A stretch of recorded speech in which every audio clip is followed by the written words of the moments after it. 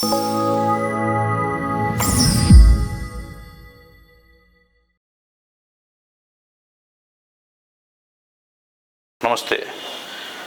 June 2, 2014 Andhra Pradesh తెలంగాణలోని అప్పటి Congress government పార్లమెంట్లో తలుపులేసి మరి అత్యంత పాశవికంగా విడదీసిన రోజు.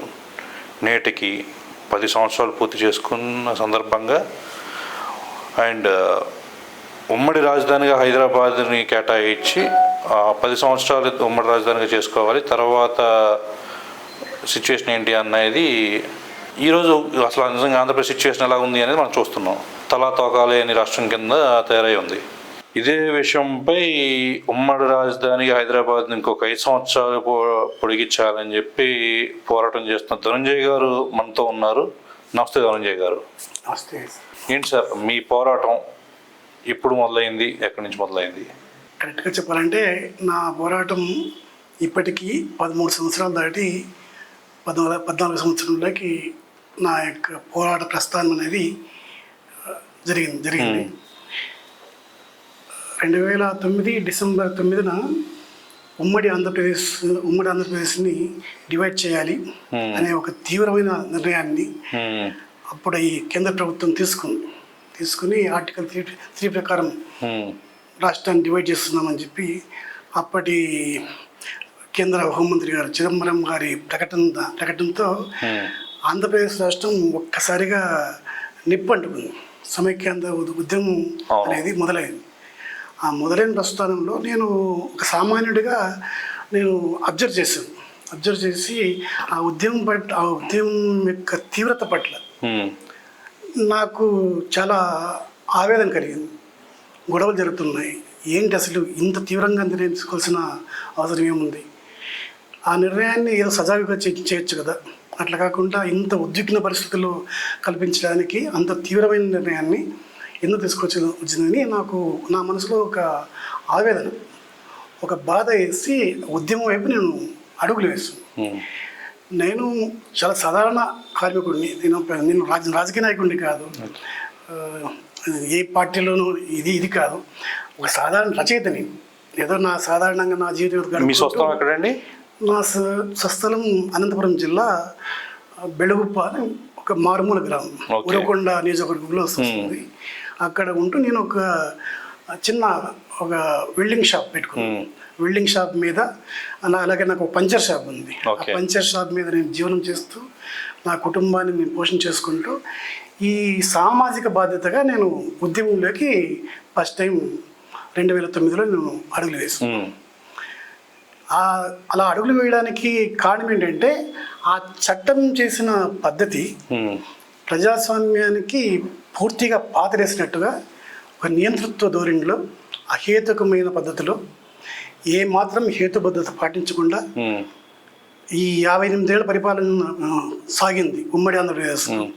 దాన్ని లెక్కలకి తీసుకోకుండా నిర్ణయం తీసుకున్నారు. ఈ నిర్ణయాన్ని మేము ఖచ్చితంగా అమలు చేస్తాం, మీరేం చేసుకుంటారో చేసుకోండి, మా నిర్ణయం ఇది అని ఏకపక్ష పద్ధతిలో నిర్ణయం చేస్తారు. అక్కడ ఏకపక్ష పద్ధతి అనేది, ఆ నిరంకుశ పద్ధతి అనేది మనసును బాగా కలిసివేసి ఈ నిర్ణయాన్ని ఎలాగైనా ఆపాలి, నేనేం చేయగలను.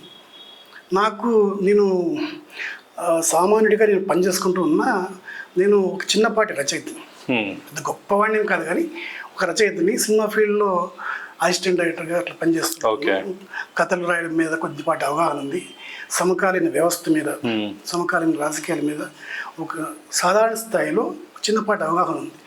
అప్పుడు పత్రికల్లో వస్తుండే ఆర్టికల్స్ని, పేపర్ న్యూస్ని, టీవీలో వచ్చే వార్తల్ని చూసి ప్రభావితమై నేను సమైక్యాంధ్ర ఉద్యమంలో అడుగుపెట్టాను. అలా అడుగుపెట్టే విషయంలో అడుగుపెట్టేటప్పటికీ నాకు ఆ చట్టం తయారు చేసి బిల్లు ముసాయిదా పెట్టాను. మొదట 2009లో ప్రకటన వచ్చింది. అప్పుడు ఉద్యమం మామూలుగా జరిగిపోయింది. అప్పుడు నేను మామూలుగా వచ్చేసాను. తర్వాత బిల్లు పెట్టారు. బిల్లు పెట్టేటప్పటికీ ఆ బిల్లు మీద చేస్తున్న విధానం మీద నాకు ఒక అవగాహన వచ్చింది. ఆ అవగాహనతో వీళ్ళు చేస్తుంది ఖచ్చితంగా తప్పు, ఈ తప్పు నిర్ణయం తీసుకుని తప్పుడు పద్ధతిలో బిల్లును తయారు చేసి ఆ బిల్లుని ప్రవేశపెడుతున్నారు. ఈ బిల్లు కనుక పాస్ అయితే విభజన కోరుకోకుండా విడగొట్టబడుతున్న 5.5 కోట్ల మంది ప్రజలకి ఖచ్చితంగా అన్యాయం జరుగుతుంది. ఆ అన్యాయం అనేది నివారించబడాలి, నియంత్రణ చేయబడాలి. దీని మీద ఒక నిర్మాణాత్మకమైన చర్చ జరగాలని నేను రకరకాల పోస్టర్లు, 100 కొద్ది పోస్టర్లను తయారు చేసుకుని ఆ పోస్టర్లతో నేను సమైక్యాంధ్ర ఉద్యమంలోకి ప్రవేశించాను. నేను పోస్టర్లతో ప్రవేశించేటప్పటి టైంకి ఏమైందంటే అప్పుడు ముఖ్యమంత్రిగా నల్లారి కిరణ్ కుమార్ రెడ్డి గారు ఉండేవారు. ఆయన నేను ఉద్యమాన్ని ఆపుతాను అని చెప్పేసి ఆయన ప్రయత్నం ఆయన ముఖ్యమంత్రిగా చేశారు.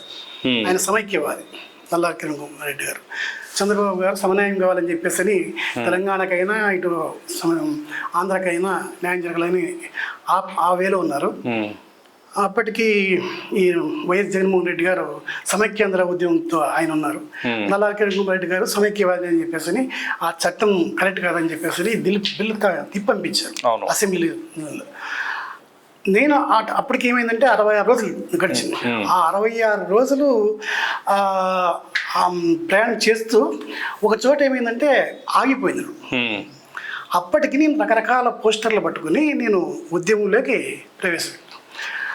రకరకాల ప్రదర్శన చేశాను. నా స్థాయిలో అక్కడ నుండి మీడియా వాళ్ళని రిక్వెస్ట్ చేశాను. బట్ ఏంటంటే ఉద్యమం వేడిగా ఉండే టైంలో నువ్వు వచ్చింటే బాగుండేది, నువ్వు కాస్త ఆలస్యంగా వచ్చావు అని చెప్పేసి నన్ను ఎంకరేజ్ చేయడంలో కొద్దిగా మిస్ అయిపోయింది.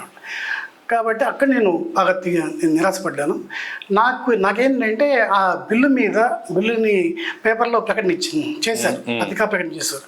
ఆ బిల్లు మీద నాకున్న స్థాయిలో ఖచ్చితంగా ఒక కొద్దిపాటి అవగాహన, ఆ అవగాహనతో ఈ బిల్లు ఎట్టి పరిస్థితుల్లో పాస్ కాకూడదు అనేది నా ఉద్దేశం, నా స్పష్టమైన ఉద్దేశము. హేతుబద్ధమైన చర్చలకి నేను చేసే ప్రయత్నము ఏ విధంగా మూలంగా మారగలదు, ఏ విధంగా అది నాంది పలకగలదనే పట్టుదలతో ఉన్నాను.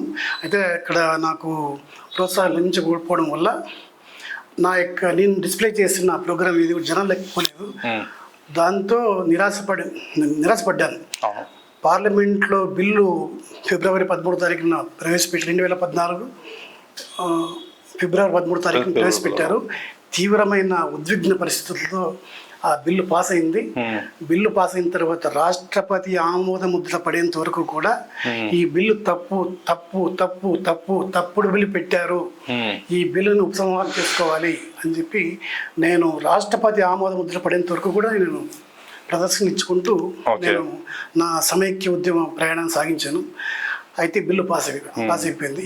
పాస్ అయిపోయిన తర్వాత తీవ్రంగా నిరాశపడ్డాను.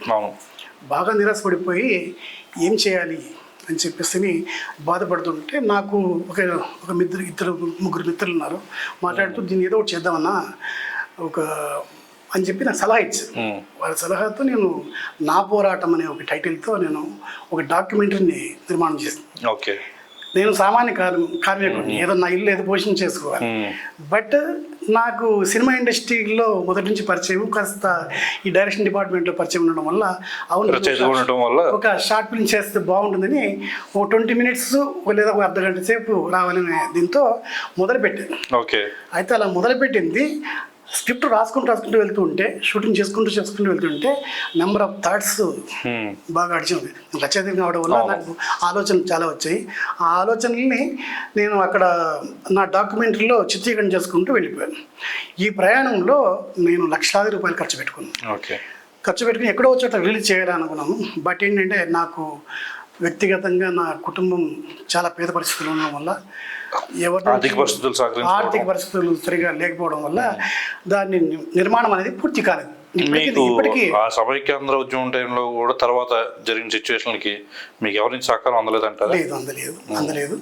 ఏది చేసినా నేను వ్యక్తిగతంగానే చేస్తాను.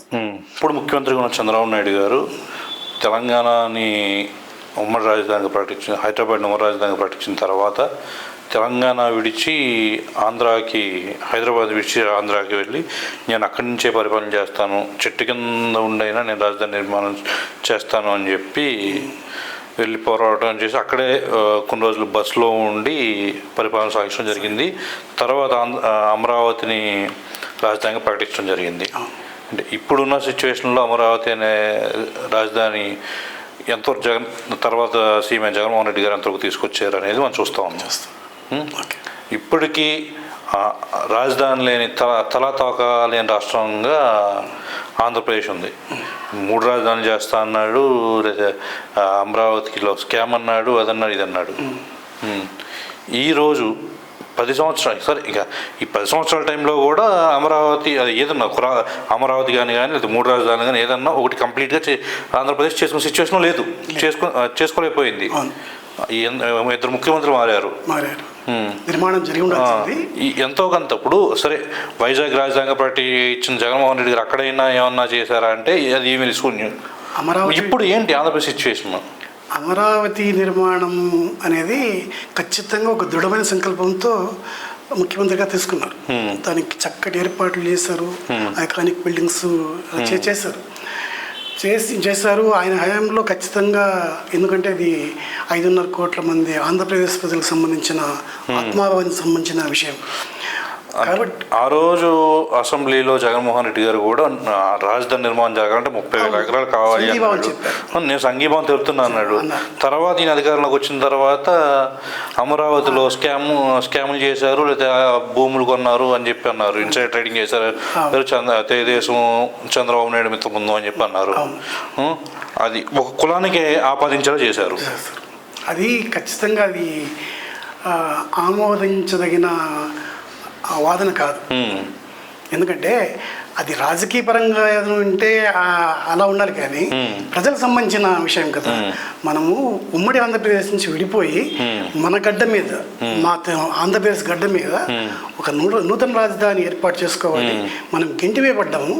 ఆ గెంటివేయబడిన బాధలో మనకు ఖచ్చితంగా మన గడ్డ మీద, మన నేల మీద పరిపాలన అవసరమని సభలో అందరి సభ్యుల యొక్క ఆమోదం తీసుకుని, సంఘీభావం తీసుకుని నాటి ప్రధానమంత్రి గారు మోదీ గారిని ఆహ్వానించి పునాదులు వేశారు. దానికి ఆహ్వానం కూడా చెప్పారు. ప్రతిపక్ష నాయకుడిని ఆహ్వానించడం అనేది ధర్మం, ప్రజాస్వామ్య ధర్మం. ఆ ధర్మాన్ని చంద్రబాబు గారు ఖచ్చితంగా పాటించారు. అయితే ఆ పునాది కార్యక్రమం తెలంగాణ ముఖ్యమంత్రిగా ఉన్న కేసీఆర్ గారు కూడా దానికి హాజరయ్యారు. కానీ ప్రతిపక్ష నాయకుడిగా ఉన్న జగన్మోహన్ రెడ్డి గారు రాలేదండి. అవును, అది అంటే నాకు గుర్తున్నంత చెప్పాను. జగన్మోహన్ రెడ్డి గారిని వ్యతిరేకించాలనే ఉద్దేశం నాకు లేదు. ఒక సామాన్యుడిగా నాకు గుర్తున్న విషయం మీతో పంచుకుంటున్నాను. రాలేదు. అది వారి మధ్య రాజకీయ వైరం, దానికి కారణాలు ఉండొచ్చు. బట్ అయితే అది మనం ప్రజాస్వామ్యంలో ఉన్నాం. ప్రజల వల్ల, ప్రజల కొరకు, ప్రజల చేత ఎన్నుకోబడిన ప్రభుత్వాల యొక్క ప్రస్థానంలో నడుస్తున్నాం. కాబట్టి దాన్ని గౌరవించాల్సిన అవసరం ఉంది. గౌరవం రాలేదు. మిమ్మల్ని ఆహ్వానిస్తాను ఏదో కార్యక్రమానికి, మీరు హ్యాపీగా వస్తే సంతోషమే, రాకపోతే అది మీ విజ్ఞత. ఇది మన ఇంట్లో కార్యక్రమం కదా, రాష్ట్రానికి సంబంధించిన కార్యక్రమం. వ్యక్తిగతంగా తీసుకుంటే వ్యక్తిగతంగా, ఇది సమాజానికి సంబంధించింది కాబట్టి ప్రతిపక్ష నాయకుడిగా రావాల్సిన అవసరం ఉంది. అయితే ఆయన రాలేదు. దాన్ని పెద్ద మనసుతో ఆయన సరే ఏం చేస్తామని చెప్పేసి పూజా కార్యక్రమం చేశారు. చక్కటి ప్రసంగం గౌరవ కేసీఆర్ గారు చేశారు. నరేంద్ర మోడీ గారు ఆయన ప్రసంగం ఆయన చేసి ఆయన ఖచ్చితంగా ఈ రాజధాని సహకారం అందిస్తారని చేశారు. ముఖ్యంగా చంద్రబాబు గారు అమరావతి సంబంధించిన ప్లానింగ్ని ఒక 100 ఏళ్ళు 200 సంవత్సరాల భవిష్యత్తును దృష్టిలో పెట్టుకుని చక్కటి బిల్డింగ్స్ని నిర్మాణం చేసి హైదరాబాద్కు ధీటైన నగరాన్ని, ఒక గ్రీన్ ఫీల్డ్ సిటీని నిర్మించాలనే లక్ష్యం. సెల్ఫ్ ఫైనాన్స్డ్ క్యాపిటల్ అంటే దాని సంపద సృష్టించుకుంటుంది అనే విధానంతో దీర్ఘకాలిక దృష్టి, దూరదృష్టితో ఆయన చేశారు. ఆ నిర్ణయాన్ని ఎవరైనా స్వాగతించాలి. ప్రపంచం మీద ఎవరైనా స్వాగతిస్తారు. అయితే అంత మంచి నిర్ణయాన్ని ఇంత క్లిష్టమైన పరిస్థితుల్లో ప్రారంభించబడిన రాజధానిని ఆపివేయడం అనేది ఒక సామాన్య పౌరుడిగా జీర్ణించుకోలేని ఇదండి. 2019లో చంద్రబాబు నాయుడు గారు గెలిచి ఉంటే అమరావతి నిర్మాణం ఖచ్చితంగా అది ముందుకెళ్ళేది. కానీ చంద్రబాబు గారి మీద ఉన్న కోపంతో అమరావతిని నిలిపివేయడం అనేది చాలా ఇది. అధికారులకు సంబంధించిన భవనాలు కంప్లీట్ అయితే వచ్చినాయి. సెక్రటేరియట్ ముందు ఏదో టెంపరీగా చేసిన తర్వాత అసెంబ్లీ బేస్మెంట్ వేసి మొత్తం స్టార్ట్ చేసి ఫుల్ చేసిన దాన్ని తర్వాత వచ్చిన ప్రభుత్వం కొనసాగించలేదు. అది ఆ విషయంలో సామాన్య ప్రజల్లో పౌరుడిగా మేము చాలా నిరాశపడ్డాం. ఈ నిరాశపడుతూ ఏంటంటే ఇక్కడ మనకు ఉమ్మడి రాజధాని బంధం అనేది అయిపోతుంది కదా, ఈ ఉమ్మడి రాజధాని బంధాన్ని, ఎందుకంటే అక్కడ రాజధాని నిర్మాణం పూర్తి కాలేదు, ఇక్కడ ఉన్న ఉమ్మడి రాజధాని బంధం పూర్తి. ఏ విధంగా అడుగుతారు సార్ ఉమ్మడి రాజధాని ఇంకా కొనసాగించాలని? తెలంగాణ ప్రభుత్వానికి ఉన్న భవనాలు తాకట్టు పెట్టి అప్పుడు కేసీఆర్ గారికి జగన్మోహన్ రెడ్డి గారు సెక్రటరీ రాజ్భవన్లో ఉన్న వాటా, సెక్రటేరియట్లో ఉన్న 2 భవనాలు తెలంగాణ ప్రభుత్వానికి తాకట్టు పెట్టి వదిలేసి మాకు వద్దు అని వదిలేసి వెళ్ళిపోయాడు. దాని తగ్గట్టుగా కంపెన్సేషన్ కూడా తీసుకోలేదు. దీన్ని ఏ విధంగా తీసుకోవాలంటారు? రావాల్సినవి ఉన్నాయి కాబట్టి వాటి మీద కూడా దృష్టి పెట్టలేదు, తీసుకోకుండా ఏదో ఫ్రీగా ఉదాహరణగా ఏదో గిఫ్ట్ ఇస్తున్నాను నీకు అన్నట్టు ఇచ్చేసి వెళ్ళిపోయాడు. మనం ఏమన్నా రాష్ట్రం ఏమన్నా ఆంధ్రప్రదేశ్ రాష్ట్రం ఏమన్నా ఉన్నత స్థితిలో ఉందా అంటే లేదు. ఎంత లోటులో ఉంది? పూర్తిగా ఆర్థిక లోటు, నిరుద్యోగం ఉంది, పారిశ్రామిక ఏర్పాట్లు లేవు, రాజధాని కోల్పోయిన బాధలో ఉన్నాము. ఇట్లాంటి బాధలో ప్రారంభించబడిన ఎంతో గౌరవంగా ప్రధాని గారు వచ్చి పునాదులు వేసి ఆ సిచ్యువేషన్ లో వదిలేసి వెళ్ళిపోయాక కూడా ఈ రోజు మళ్ళీ ఉమ్మడి రాజధానిగా హైదరాబాద్ కొనసాగించాలని ఏ విధంగా అడుగుతాము నేను? ఎందుకంటే నాకు ఈ విభజన చేసిన విధానంలో నాకు ఖచ్చితంగా ఒక అసంతృప్తి ఉంది. ఆ చట్టం కరెక్ట్ కాదు. నా సమైక్యాంధ్ర పోరాటంలో నా ప్రస్థానం మొదలైనప్పటి నుంచి కూడా నా లక్ష్యం ఏంటంటే పార్లమెంట్లో ప్రవేశపెట్టిన బిల్లే తప్పు, ఆ చట్టమే తప్పు. ఆ తప్పు చట్టం వల్ల బలవంతంగా మేము బాధలు అనుభవిస్తున్నాం. 5.5 కోట్ల మంది, ఆ 5.5 కోట్ల మంది బాధలు నివారించబడ్డానికి ఒక సామాన్యుడిగా నేను ఏం చేయగలను, ఏదైనా ప్రయత్నం చేయగలనా అని ఉమ్మడి రాజధాని బంధం పూర్తి అయ్యే ఆఖరి సమయంలో కూడా నేను ఇక్కడికి వచ్చి నేను ఒక ప్రజాస్వామ్యంలోని ఒక పౌరుడికి, ఎందుకంటే నాకు స్పష్టమైన భావజాలం ఉంది, స్పష్టమైన అవగాహన ఉంది. ఆ బిల్లులో ఏ లోపాలు ఉన్నాయి, ఆ లోపభూయిష్టమైన ఆ బిల్లుని పార్లమెంట్లో బలవంత పద్ధతిలో ప్రవేశపెట్టి తలుపులేసి కెమెరాలు బంద్ చేసి నియంత్రిత పద్ధతిలో ఏకపక్ష నిర్ణయం చేశారు. కాబట్టి ఆ ఏకపక్ష నిర్ణయం అనేది ప్రజాస్వామ్యానికి పూర్తిగా అది మా పాపం అనమాట. ఆ పాపాన్ని ప్రక్షాళన చేయాలి. మీరు విభజన తర్వాత మీరు గమనించండి, ఆంధ్రప్రదేశ్ రాష్ట్రాన్ని కానీ తెలంగాణ రాష్ట్రాన్ని కానీ 2 వైపులా మీరు గమనించండి, చట్టం అమలు కావాలని చెప్పేసి ప్రయత్నం చేశారు. చట్టం అమలైతే ఇలా కొన్ని జరుగుతాయి. కేంద్ర ప్రభుత్వం నుంచి రావాల్సిన నిధులు వస్తే రాజధాని కట్టుకోవచ్చు. చట్టంలో ఉన్న ప్రత్యేక హోదానే ఇవ్వలేదు. దాన్ని ఏదో ఒక సరే ప్రత్యేక హోదా కాదు, ప్రత్యేక ప్యాకేజ్ అన్నారు. దానివల్ల ఆ ప్యాకేజీ కూడా చట్టబద్ధత లేదు.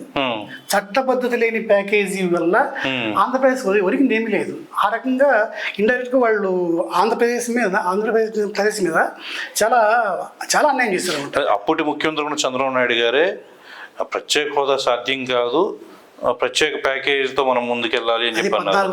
సరే, ఆ తర్వాత చంద్రబాబు నాయుడు గారిని ఓడించడానికి జగన్మోహన్ రెడ్డి గారు ప్రత్యేక హోదా ఎందుకు రాదో నేను చూస్తాను, నాకు 25 ఎంపీలు ఇవ్వండి, నేను సాధించుకొస్తా అన్నారు. సరే, ఈయన పోరాడింది ఏది? ఈయన ప్రత్యేక హోదా కోసం నేను పోరాటం సాగలేదు. చంద్రబాబు గారు ఎందుకు చేశారు అన్నారు. అన్న తర్వాత మరి నిర్ణయం అది ఆయన విజ్ఞతకే వదిలేయాలి. ఎందుకంటే ఆయన కోరుకున్నంత బలం సీట్లు వచ్చాయి. వచ్చిన తర్వాత కూడా ఖచ్చితంగా ఫైట్ చేయాలి. తన యొక్క ప్రత్యర్థిని ఎవరిగా ఎంచుకోవాలి? కరెక్ట్గా చెప్పాలంటే ప్రధాని గారిని ఎంచుకోవాలి, భారత కేంద్ర ప్రభుత్వాన్ని ఎంచుకోవాలి, ఆ ప్రభుత్వం ఫైట్ చేయాలి. అట్లా కాకుండా ప్రత్యర్థిగా చంద్రబాబుని ఎంచుకున్నారు.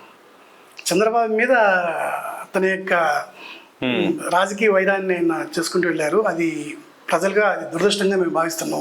ఎందుకంటే సరైన ప్రత్యర్థి నిర్ధారణ చేసుకునే విషయంలో గౌరవ జగన్మోహన్ రెడ్డి గారు ముఖ్యమంత్రి గారు సరైన నిర్ణయాన్ని తీసుకోకపోవడం వల్ల ఆంధ్రప్రదేశ్ రాష్ట్రం బాగా నష్టపోయింది. రావాల్సిన పెట్టుబడులు రాలేదు, ప్రారంభించబడిన అమరావతి ఆగిపోయింది. ఆ విషయంలో ప్రజలు ఎందుకు ఆవేదన చెందుతున్నారు? అక్కడ రాజధానిలో ఉద్యమం జరుగుతుంది, అమరావతి ఉద్యమం జరుగుతుంది. ఆ ఉద్యమాన్ని నిర్దాక్షిణ్యంగా అణిచివేశారు. అక్కడ రైతుల యొక్క బాధని, వాళ్ళు 33,000 ఎకరాలని చంద్రబాబు గారి యొక్క ల్యాండ్ పూలింగ్ విధానానికి ఉన్న వాళ్ళందరూ ఒక సామాజిక వర్గానికి చెందిన వాళ్ళని చెప్పి అది కులానికి ఆపాదించడం కరెక్ట్ కాదండి. ప్రజలు ఉన్నారు, ప్రజల్లో కులాలు ఉంటాయి, వ్యక్తిగతంగా ఉంటారు, అన్ని కులాల వాళ్ళు ఉన్నారు. అక్కడ అమరావతిలో ఒకే కులం ఎందుకు ఉంటుంది? కులానికి ఆపాదించడం ఒక సామాన్యుడిని వ్యతిరేకిస్తున్నాం. అది కులానికి సంబంధించిన విషయమే కాదు, రాష్ట్ర ప్రజలకు సంబంధించిన విషయం అది. రాష్ట్ర ప్రజలకి ఉపయోగపడే దీన్ని ఎక్కడో వ్యక్తిగతంగా జగన్మోహన్ రెడ్డి గారు దాన్ని ఎందుకు ఇది చేశారంటారు? ఆ నిర్ణయాన్ని తీసుకోవడంలో మరి రాజకీయ కారణాలు ఏమున్నాయి అనేది మేము వాటిని వ్యక్తం చేయలేము. నాకు నేను ఆ విషయం జోలికి పోదలుచుకోలేదు. ఏంటంటే ఒక ప్రజాపాలకుడిగా ఒక ముక్కలు చెప్పాలంటే రాష్ట్రానికి తండ్రి స్థానంలో ఉంటూ తీసుకున్న నిర్ణయం ఏదైనా మొత్తం ప్రజలకు ఉపయోగపడేది ఇలా తీసుకోవాలన్నమాట.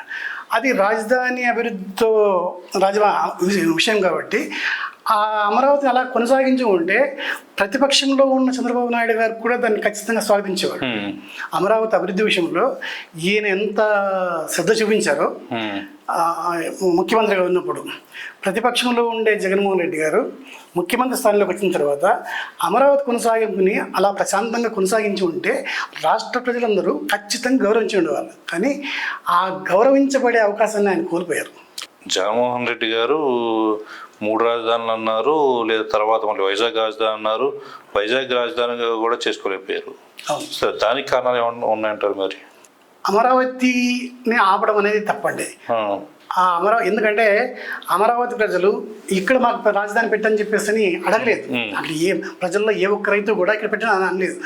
ప్రభుత్వం తరఫున ఒక బాధ్యతాయుతమైన స్థానంలో కూర్చొని గౌరవ చంద్రబాబు గారు ఆ రోజున ఇక్కడ చేస్తే రాష్ట్రానికి అన్ని వైపుల నుంచి ఇది మధ్యగా ఉంటుంది, నదికి అభిముఖంగా ఉంటుంది, మనకు ఒక బ్రహ్మాండమైన హైదరాబాద్కి ఏమాత్రం తగ్గని ఒక ధీటైన నగరంగా అభివృద్ధి చేసుకోవచ్చు, అక్కడ నీటి సౌకర్యాలు ఉన్నాయి అని అక్కడ ఒక మంచి నిర్ణయం సభలో చర్చించి తీసుకుని ప్రారంభించారు.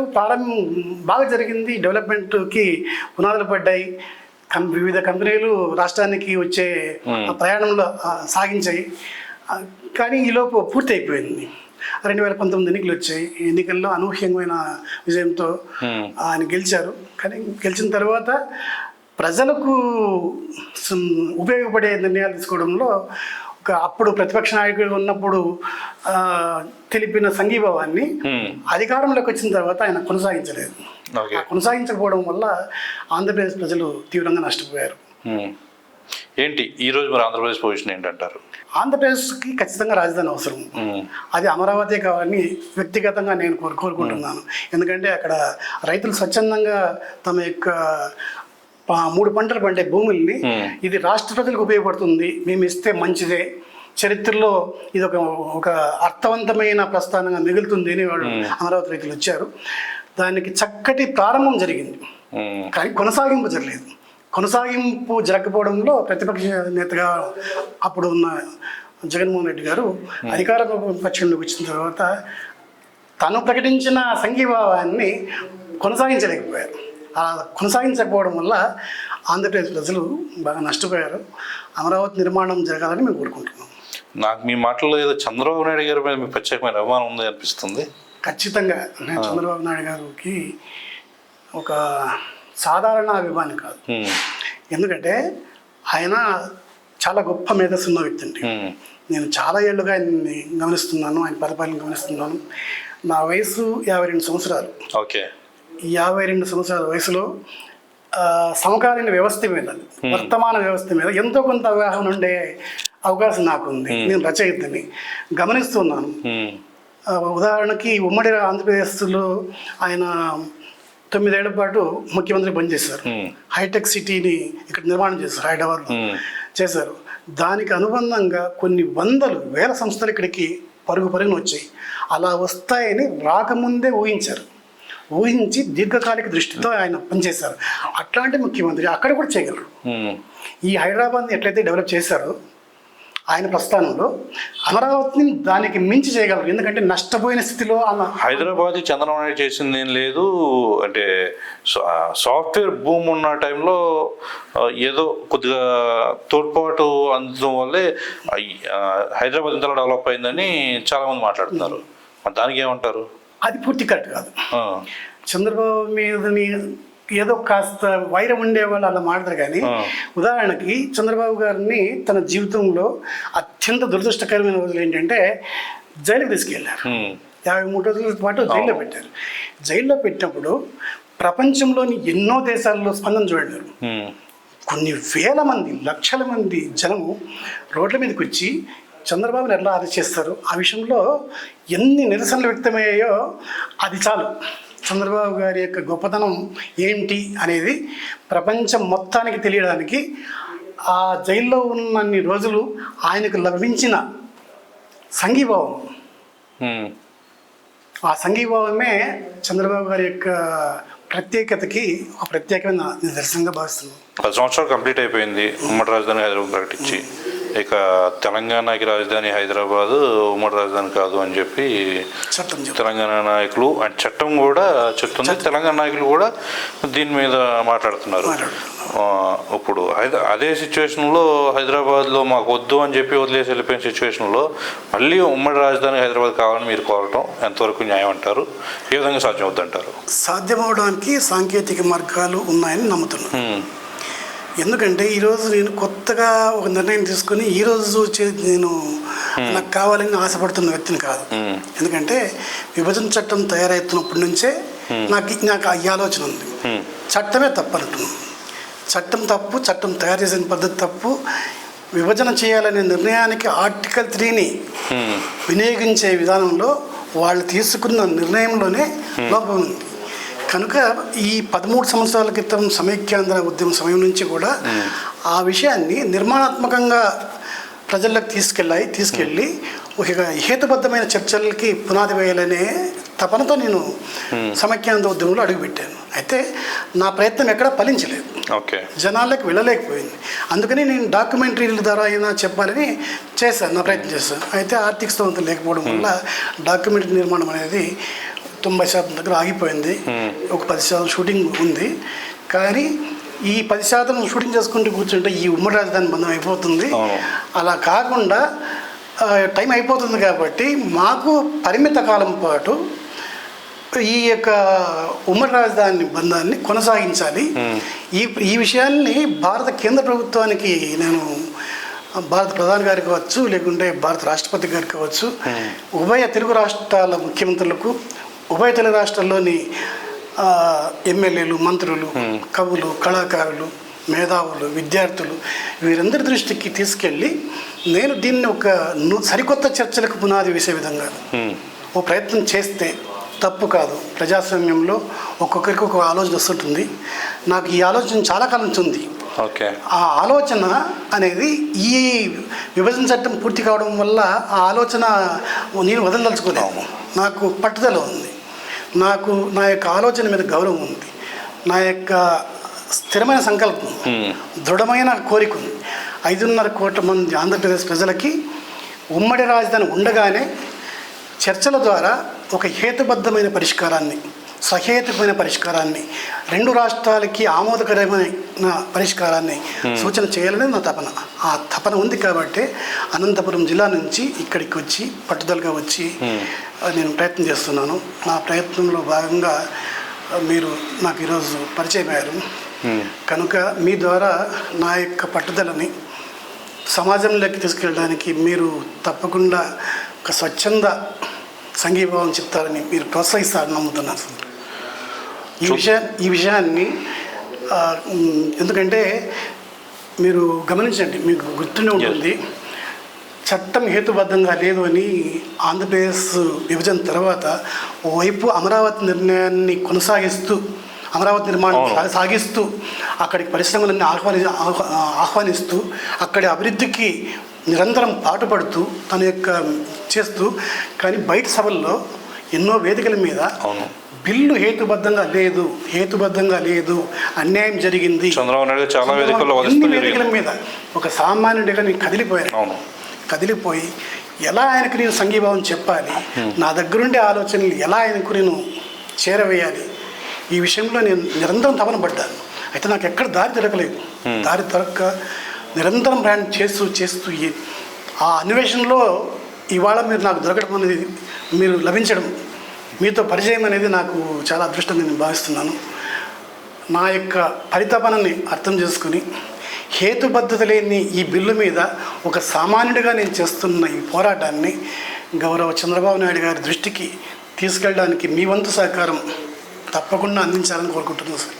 డెఫినెట్గా అండి, మా ప్రయత్నం మేము చేస్తాం. రాజకీయ నాయకులు కూడా పట్టించుకోనటువంటి విషయాన్ని మీరు ఎంత ఇదిగా తీసుకుని జనాల్లోకి వెళ్తున్నారు. రాజకీయంగా నేను చెప్పండి, నాకు ఏది లేదు. నాకు విభజన బిల్లు రూపకల్పన దగ్గర నుంచి చంద్రబాబు గారిని నేను అబ్జర్వ్ చేస్తున్నాను. అవును, ఆ బిల్లు సహేతుకంగా లేదు, సమన్వయం చేయండి అంటే తెలంగాణకు సంబంధించిన వాళ్ళు ఏం సమన్వయం అని చెప్పేసి ఎగతాళిగా మాట్లాడారు. ఎన్ని రకాల ఎగతాళి మాట్లాడినా మౌనంగా సహనంతో వాటిని భరించి తెలంగాణ ఇవ్వండి, బట్ ఆంధ్రాకి అన్యాయం చేయొద్దండి. చంద్రబాబు గారి హృదయం అది. ప్రత్యేక హోదా ప్రత్యామ్నాయంగా ప్యాకేజీ అన్నారు. ఆ ప్యాకేజీ విషయంలో కూడా భారత కేంద్ర ప్రభుత్వం అతి తెలివిని ప్రదర్శించింది. ప్యాకేజీకి ఎంతకాలం పాటు ఇస్తారు ప్యాకేజీ అనే విషయంలో చట్టబద్ధత లేదు. చట్టబద్ధత లేని ప్యాకేజీ వల్ల ఆంధ్రప్రదేశ్ ప్రజలకి అన్యాయం జరుగుతుంది. ప్యాకేజీకి మీరు ఒప్పుకోద్దని అని చెప్పేసి నేను రకరకాల పోస్టర్లు పెట్టి మా అనంతపురం జిల్లాలో నేను ప్రయత్నం చేశాను. అయితే నా దురదృష్టం వల్ల ఏంటంటే నేను చేసిన ఏ ప్రయత్నము కూడా ఆయన దృష్టికి వెళ్ళడానికి నాకు మార్గం దొరకలేదు. చంద్రబాబు నాయుడు గారు ఆలోచన చెప్పింది ఏంటి అంటే, ప్రత్యేక హోదా సాధ్యం కాదు కాబట్టి ప్రత్యేక ప్యాకేజీకి ఒప్పుకోవాల్సి వస్తుంది. సాధ్యం ఒప్పించారు. అలా ఒప్పించారు. ఆయన చెప్పింది అదే కదా, సాధ్యం కావట్లేదు అన్నదంటే ఏంటి, కన్విన్స్ చేశారు. దానివల్ల కొన్ని ప్రత్యేక లాభాలని ఆశ పెట్టారు. ఆ లాభాలు రాష్ట్రానికి వచ్చినాయి అంటారా? రాలేదు కదా, అది ఇవ్వలేదు కదా. ఎందుకంటే అలా ఆశ పెట్టడంలోనే వాళ్ళు చేసిన పని ఏంటంటే చట్టబద్ధత లేని ప్యాకేజీ అని ఆశ పెట్టారు. అక్కడ ఆశపడి వచ్చారు, ఇక్కడికి వచ్చిన తర్వాత లేదన్నారు. అప్పుడు ఆయన ఎంత బాధపడి ఉంటారు. ఆ బాధని నేను ఒక మారుమూల గ్రామంలో ఉంటుంది నేను అబ్జర్వ్ చేస్తున్నాను.